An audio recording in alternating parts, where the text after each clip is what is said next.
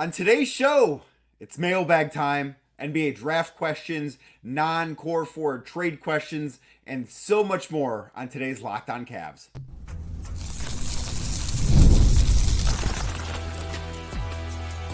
You are Locked On Cavs, your daily Cleveland Cavaliers podcast. Part of the Locked On Podcast Network, your team every day. Thank you for making Locked On Cavs your first listen every day. You can find the show wherever you get your podcasts, Apple, Spotify, and so many more places. Be sure to subscribe to the podcast. Leave us a 5-star review. That is how you can help us to grow the show. The other way you can help us to grow the show, go on YouTube, like this video if you're watching it, subscribe to the Locked On Cavs YouTube channel. That really does help. Leave a comment below as well. Proud part of the Locked On Podcast Network, your team every day.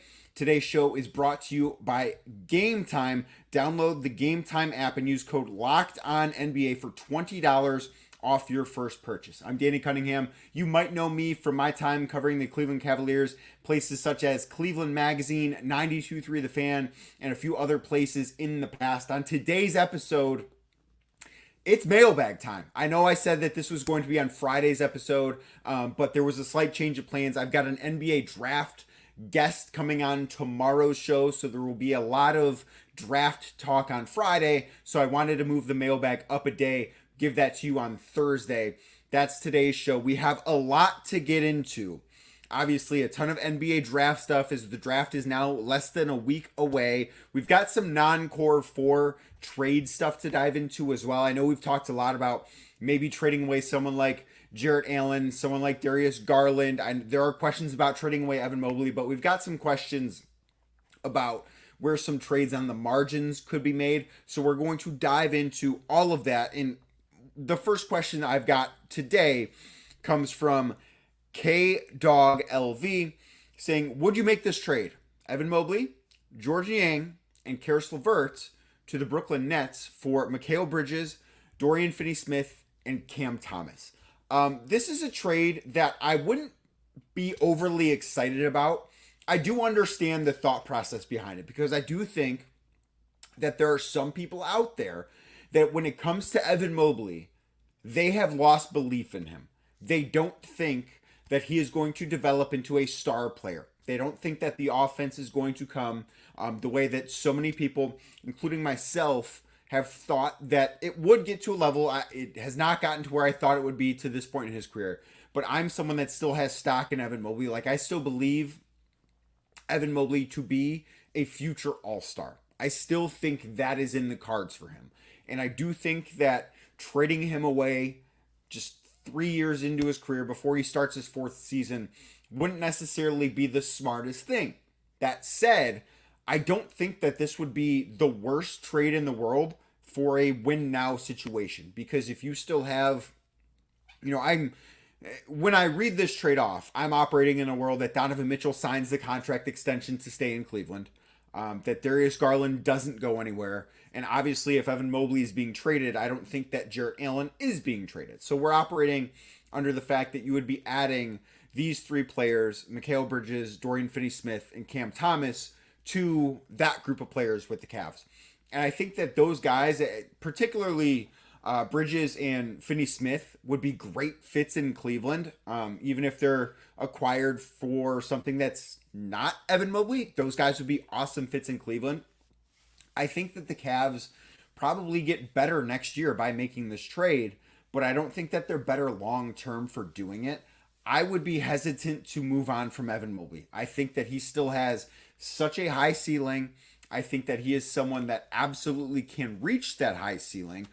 We know the type of defender he is, and I think that if his role is expanded offensively, he's going to look like a much better offensive player. I'm not sure how much of his shortcomings to this point offensively are because of he hasn't developed as the player, or if the role hasn't been big enough for him.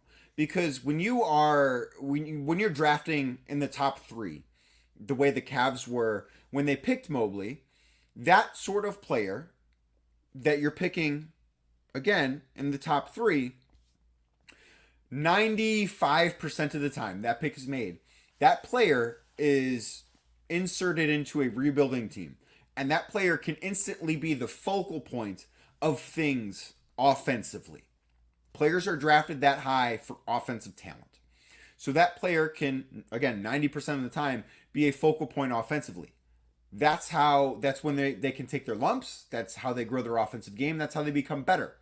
Evan didn't get that opportunity because while the Cavs were drafting in the top 3, they went from a team that was not very good the year before to a 44-win team that made the play-in Evan's rookie year. So Evan didn't have that opportunity really to grow as an offensive player on a bad team, where every game with Evan that he has played in his entire career has been a game that has meant something. He has played on winning basketball teams his whole career, and that is a very, very rare thing.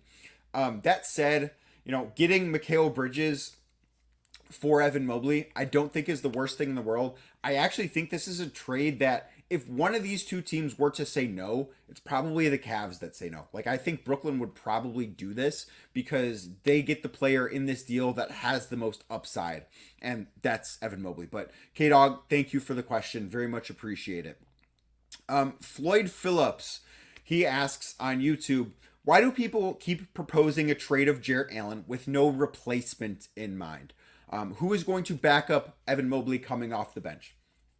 I think that this is a great question because that's something that Floyd does not get talked about enough. And I'm guilty of this certainly, where I've talked a lot about Jarrett Allen trades because I think that Evan Mobley could be someone that thrives if he's allowed to play center, not full time, but more frequently than he has. I think that's something that would be the best for his development. And ultimately, if something is the best for Evan Mobley's development, it's probably something that's going to be good for the Cavs long term. I think when you're looking, if Jarrett Allen is traded, yes, you would obviously need a replacement. You can't go into the season with guys like Evan Mobley and Tristan Thompson and Damian Jones being the only centers on the roster. Like, you need somebody better than that. What I do think is a really good formula to replicate is what the Lakers did in the 2019-2020 season that they won the title, where Anthony Davis played a lot of center, but he wasn't the full-time center. They had Dwight Howard, they had JaVale McGee. Those guys would actually start games at center. Anthony Davis would start at power forward, but when push came to shove, Anthony Davis could shift over to center and could be that guy. So if you're looking at available free agents, I think maybe someone like a Luke Cornett could be a good fit as someone who could start at center, not going to play a ton of center, doesn't need to play a lion's share of the minutes, but can give you 15 to 18 to maybe 20 minutes a night at that spot. That's the type of player I think you're looking for. Like someone like Damian Jones, but 15 to 20% better, because I just don't think Damian Jones was all that good.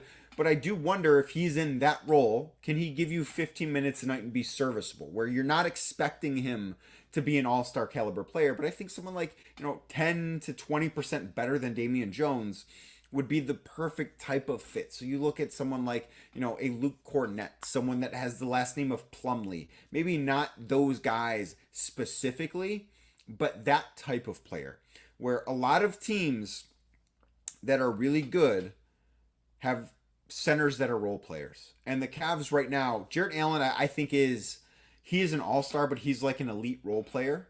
But because he's an all-star, it's hard to take him off the floor when it matters the most, right?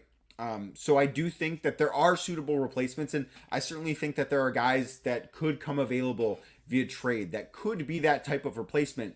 But you have to think as a mid-tier role player, because you don't need someone that can close games every night at that spot. You need someone that can give you 15 to 20 minutes at center, and then you can piece together the rest and have Evan Mobley play, half of the game at center. Like, that is the way that I think is wise to look at things. But thank you very much for the question, Floyd. I read your comments. I know you are very much against a Jarrett Allen trade. I get where you're coming from. I totally do. People don't want to see teams move on from good players just because. So I totally understand it. but I think that it could unlock some other things. And I do think that there are replacement level players. Like, you are going to take a step down at that spot, certainly. But you also have to wonder, how much will Evan Mobley make up by playing center more frequently than he has? Like, I think that those are the things that you have to be thinking about as you go into this offseason. I don't know if the Cavs are going to make a trade there, if they're not going to make a trade there, but those are the things that do need to be thought about. But again, thank you, Floyd, very much for the question. Very much appreciate your comments. I know you are a big commenter on the YouTube page. I very, very do appreciate that. I think that's something awesome. Got more questions. Got some about Evan Mobley. Going to get to some draft stuff. Got some about Darius Garland and what his future in Cleveland could be. All of that straight ahead right here on Locked On Cavs. But today's show is brought to you by Game Time. Game Time is an authorized ticket marketplace of Major League Baseball. Obviously, no more NBA games to go to this season with Boston winning the championship, but there are a lot of baseball games still to go to. In fact, I'm actually going to the Cleveland Guardians game today. Where did I look for my ticket? Game Time, of course. It's my go-to. It should be your go-to as well, because Game Time makes getting tickets faster and easier.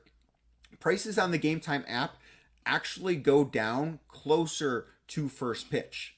Something to think about. Maybe you are traveling, you're in a city that a Major League Baseball team is in, you decide day of you want to go to the game. Game Time is the place to go for that. It's the place I trust. It's the place you should trust as well. They've got killer last minute deals, all-in prices, views from your seat, which is very important. If I'm going to a game and I'm picking out seats, I want to know what it's going to look like from my seat. And of course, the lowest price guarantee. Game Time takes the guesswork out of buying MLB tickets. Download the Game Time app, create an account, and use code LOCKEDONNBA. That's LOCKEDON NBA, and you will get $20 off your first purchase. Again, code LOCKEDONNBA for $20 off your first purchase. Terms do apply. Download Game Time today. Last minute tickets, lowest price guaranteed.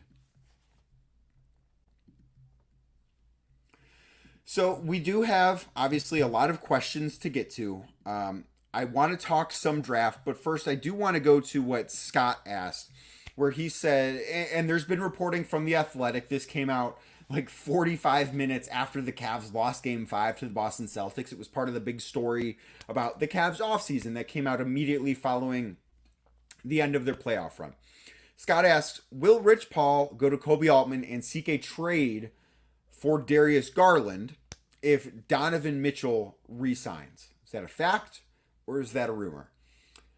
Scott, I think that this is something that is, I hesitant to say that it's a sure thing. I really do. But it's certainly a possibility. And I do think that you have to understand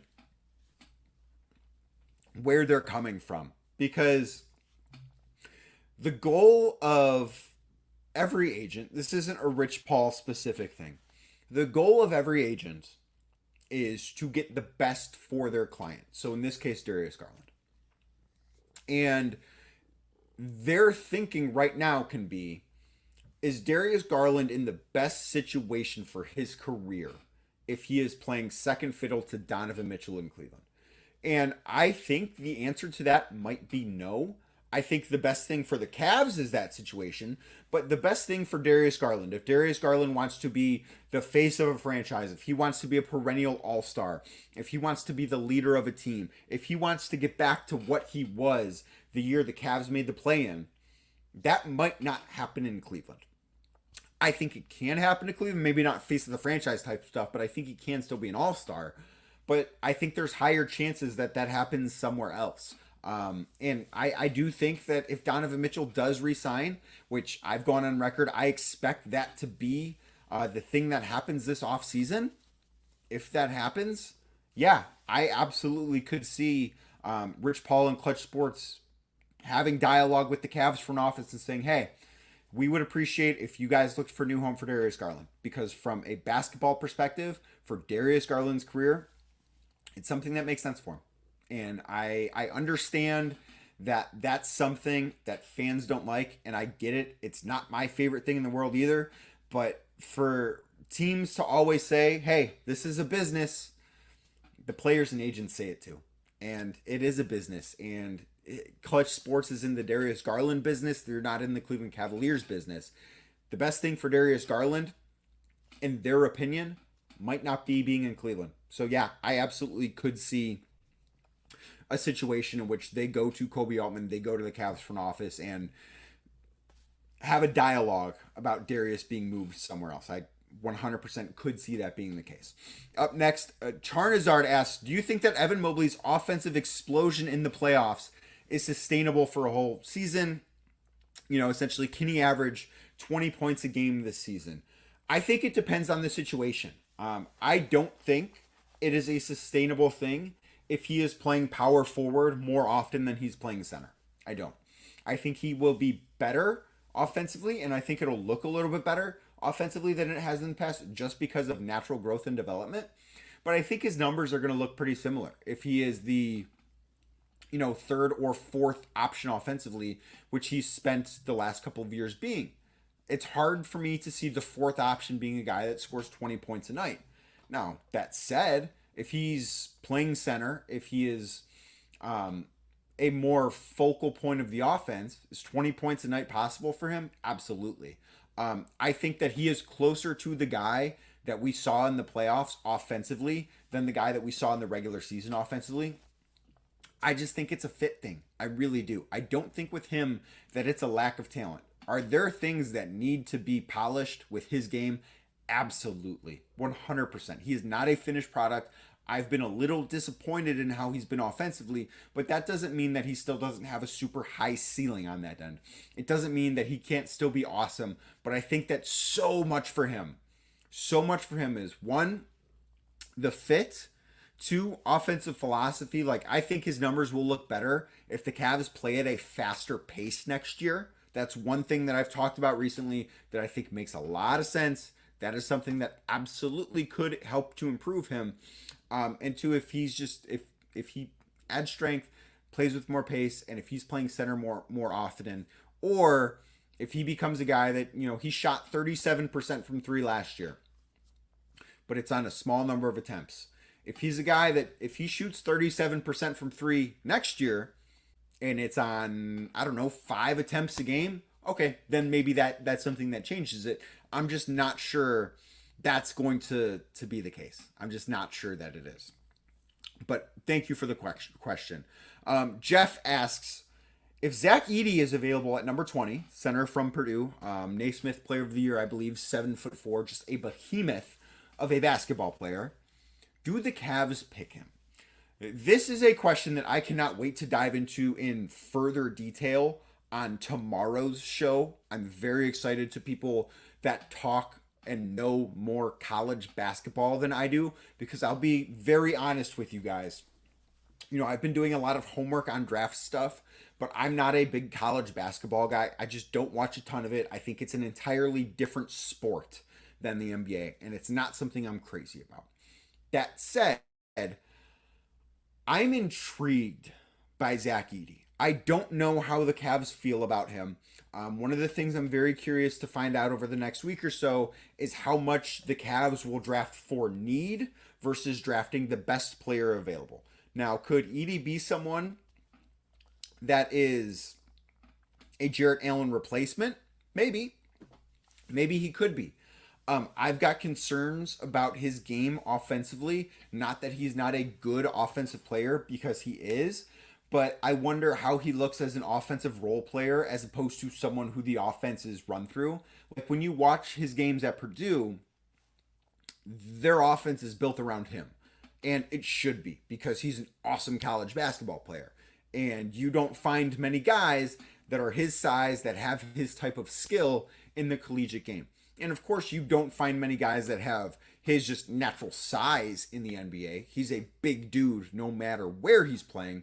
But you find guys that are just as physical as him, that are more skilled than he is. So I do wonder how he looks as someone with a bit of a limited offensive game, as opposed to someone who the offense is built around.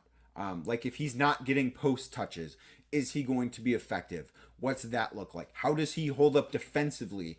Going up against guards in the Big Ten out on switches isn't nearly the demand it is when someone like a Tyrese Maxey gets him on a switch out on an island. Like, those are the things. I don't know what it's going to look like. I've got concerns about him, but at the end of the day, could he be a very serviceable center for the next 8 to 10 years in the NBA? He absolutely could. Absolutely. Like, I don't have a ton of doubts about that. If he's there at 20, I could see the Cavs taking him. If the Cavs do take him at 20, I would have to imagine that there's a Jarrett Allen trade in the works, because I do think could be someone that is a viable replacement. But there's no way that you would have Edey, Evan Mobley, and Jarrett Allen on the roster. I'm not sure that I see that as something that makes a ton of sense. I do have more questions to get to, but first, are you watching Fox Sports or ESPN on your TV all day?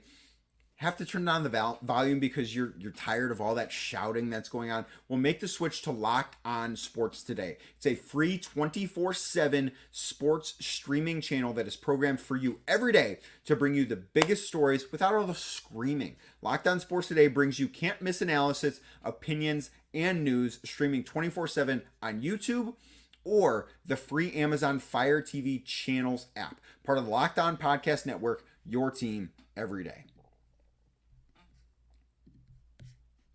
Today's show is brought to you by PrizePicks. With PrizePicks, you can turn $10 into $1,000 in a single game watching your favorite sports this summer. You can make a PrizePick lineup in as little as 60 seconds. It's not very long. That's about the time of this read. You just need to pick more or less on between 2 and 6 players' stat projections, and you are locked in. If you're looking for promotions to PrizePicks, they've got you covered every week. Lowering select player stats on Tuesdays makes you, gives you a better chance to win. We all want that. Or getting your entry fees back if you have a losing lineup on Friday. No one likes to lose, but that's, a nice little bonus if you do have a bad day and are able to get your entry fee back. Everyone loves second chances, and that is a second chance. PrizePick is America's #1 fantasy sports app. Over 5 million active members. Get in on the daily action with your friends and become part of the PrizePicks community today. There's always action on PrizePicks, and this is the perfect time to try out something new. Obviously, the NBA has been winding down and is now over with the finals ending. But this month, make sure to try out esports. Every Wednesday and Saturday in June, if your lineup doesn't win, you'll get your entry fee back with esports. Choose from Counter-Strike 2, Call of Duty, League of Legends, and more. Download the app today. Use code LOCKEDONNBA for a first deposit match up to $100. That's code LOCKEDONNBA, LOCKEDONNBA, for a first deposit match up to $100. Pick more, pick less. It's that easy. PrizePicks. Up next, as far as mailbag questions go, Project NBA 1 asks, do you think Game 2 versus Boston, the last game the Cavs won this year, which was over a month ago, it feels like forever since we've watched the Cavs play basketball, should be the blueprint, of course with some tweaks, for the next coach with Darius Garland, Donovan Mitchell, and Evan Mobley? I do think that some semblance of that is certainly the answer. That, of course, means that Jarrett Allen is not here because that blueprint changes if you're playing two bigs. It does. That said, you can't necessarily base your whole offseason on one game going well. That's not a fair thing. It's not a viable thing. You have to take more than just a one game sample size. I do think it's worth noting how well Evan played in the playoffs once Jarrett Allen went down, and Mobley played much more center, or, center the entire time for the most part. I'm not sure how many minutes he had with another big on the floor at that point. I don't know that it's a viable strategy to base an entire philosophy around one game, but I do think that if the next head coach is someone like James Borrego, that's who I believe it's going to ultimately be, if he's able to open up things more offensively, sure, that can be a bit of a blueprint. If they make a change structurally to what the core four is, if Jarrett Allen is gone, can that be a blueprint? Sure. The Cavs played awesome that night, but it's not something that I look at and say the Cavs need to play like that every night because that's how they're going to win. I think you have to look at it more as the bigger picture as to what they looked like in that series and just how they looked all year. Like, I think that is just, it's one data point that you need just a little bit more. It was a great night. The Cavs played awesome, but I think it would be a little silly to say, hey, this worked one time. Let's go all in on it. You need more. Not saying that it's wrong. Not saying that answer's not wrong, but you can't just say because it worked one night that's the answer. I think you need to see a little bit more than that. But thank you very much for the question. Miller 18289. What is the likelihood the Cavs entertain moving around in the draft? So as things stand right now, the Cavaliers hold the number 20 pick in the NBA draft, which takes place next Wednesday and Thursday. I think that they are going to be open for business. I don't see a reason why the Cavs should be attached to that pick. Like, I think that if there is a team with the right offer for the number 20 pick and the Cavs want to trade out and don't have interest in taking anyone in the first round, that's fine. If the Cavs want to move up because they have their eyes on a certain prospect who they're not sure is going to be there at 20, but I don't know, might be there at number 17, I think that makes sense too. So I do think that you will see the Cavs being active. I don't know ultimately if they will trade it, but this is not a situation, I don't think, where Kobe Altman's phone is on Do Not Disturb and he's not answering calls from other teams about that pick. There's no reason for it to be like that. This pick is not obviously a super valuable one. You can get good players at number 20. I think we've seen, a solid number of players that have been NBA role players, quality contributors to come from that spot. But I don't think it's something that the Cavs have to say, hey, we're not open for business. We are making this pick. Maybe they make the pick, but if other teams have interest in it, the Cavs are not going to just hang up the phone immediately. If there is a proper offer, I don't see why it shouldn't be entertained. But thank you very much for the question. Eddie Kilroy Jr. I had to clean this one up a little bit just for, parental guidance purposes. Needed to clean it up a little bit. So we're going to go start, bench, cut, trade targets. Jimmy Butler, Brandon Ingram, Kevin Huerter. Jimmy Butler it's tough. So I'm going to cut Kevin Huerter. Like, he's a fine player. And obviously I think you would be giving up less to get him than you would be Jimmy Butler or Brandon Ingram. He's a fine player. But I don't know that elevates the Cavs enough. Of course, it depends on the price, but that's the guy I would cut here. Between Jimmy Butler and Brandon Ingram, I am concerned about how much Brandon Ingram is likely going to make. Like, if he is max or nothing, I'm not super interested in him as, just a trade pickup because there's the acquisition cost, and then you're going to, if he wants $50+ million a year, I'm not sure that's the business the Cavs should be in. Like, that's a lot of money. It's a lot of money, and you're kind of buying low on him right now. Jimmy Butler is the best player in this group. There's no doubt about that. Going to probably be the most expensive one to trade for in terms of what you have to give up. And also, you're going to have to pay him a lot of money. Now, Jimmy Butler is absolutely worth the money right now. There's no question about that. He's awesome. But Jimmy Butler's also 35. Is Jimmy Butler going to be worth a max contract in 4 years? I'm not so sure of that. That said, I think trading for Jimmy Butler would put you in title conversation now, depending on what you give up. So I will start Jimmy. I will bench Brandon Ingram, and I will cut Kevin Huerter. Last one for today's episode. Prodnick Jr. asks, given everything in play, say that the Cavs keep the core four intact. So Donovan Mitchell resigns. Darius Garland does not ask for a trade. Jarrett Allen stays put, and Evan Mobley signs, his extension that he's eligible to extend to. Who would you trade, and for what? I think the name, if that is the direction the Cavs truly want to go this offseason, I think the name that we will start to hear about is Caris LeVert, where Caris is on a solid contract. He's a good basketball player, but he is not the best fit for this team. I think we've seen Caris at his best as an insurance policy where he plays his best when one of Darius or Donovan is not available, because he's allowed to find a rhythm, and he has talked many times about being a rhythm player, where if he can start off strong and he can start fast, that's when he feels like he's at his best. And it's just sort of a difficult position for him to be in Cleveland, where he can't necessarily do that because he's the third or fourth best guard on the roster. It's a tough position to be in. It is. I think that that's the name that you will hear floated. He's someone that could certainly get dealt. You would be getting a role player back. You know, he's making $16 million this upcoming season, so it is a very tradable deal. Maybe it's packaged together with someone else to up the value a little bit. Maybe a Dean Wade, or maybe a Dean Wade, maybe somebody else who is making not a ton of money. You could get something of value. I don't necessarily know how much value or how worth it would be, but I think that's the name that you're going to start to see pop up.